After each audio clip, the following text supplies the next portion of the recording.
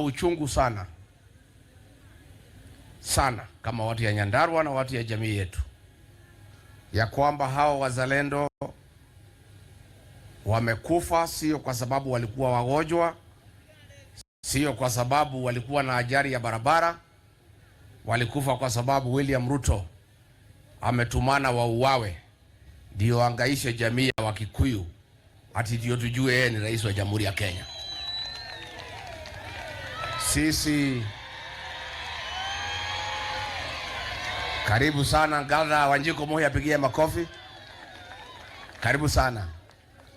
Karibisha Gatha itu ya Roride Wanjiko Moi. Sisi tulikuwa na uchaguzi wa amani na watu ya Nyandarua, watu ya Alkalau walikuwa na amani. Walichafua amani ni polisi ambaye walitumwa kikosi maalum na William Ruto na Murkomen ikisimamiwa na wabunge wetu. Wakaangaisha kila mtu na wakaua hawa wawili, wakajeruhi watu zaidi ya 20, wakanajisi akina mama na wakatuacha na uchungu mwingi sana kama watu ya hapa. Mimi nataka niseme ni sawa. It's okay. It is now clear ya kwamba William Ruto ametangaza vita na jamii yetu. Amefuta watoto wetu kazi kila pahali. KRA amefuta watu wetu. Kwa jeshi amefuta watu wetu. Kwa polisi amefuta watu wetu. Manyumba yetu amemomoa huko Nairobi. Ametuma wahuni kuharibu biashara zetu. Wale wako na pending bills ya hii jamii amekataa walipwe. Amenyang'anya watu biashara zetu. Juu ya hiyo sasa anatupiga vita ya mwili. Ameamua kabisa kuangaisha hii jamii. Tunamwambia ni sawa. Hayo yote umefanya, makosa ni yetu kwa sababu sisi wenyewe ndio tulikupatia mamlaka ambayo unatumia kutuangaisha. Na sisi tulikupatia mamlaka ambayo unatumia kutuangaisha.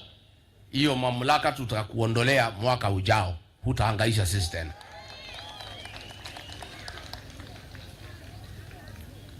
You have declared war on this community, is okay. Na tumekubali. We will correct the situation next year. But I want to tell you, many things you have done against this community has made our people very angry. But the attack on our churches, the shedding of blood in Olkalau and elsewhere, has completed the radicalization of the Kikuyu nation. You have now a radicalized community. And if you don't know William Ruto, this community faced the British colonialists after they took our land and raped our women and drove the white settler out of this land.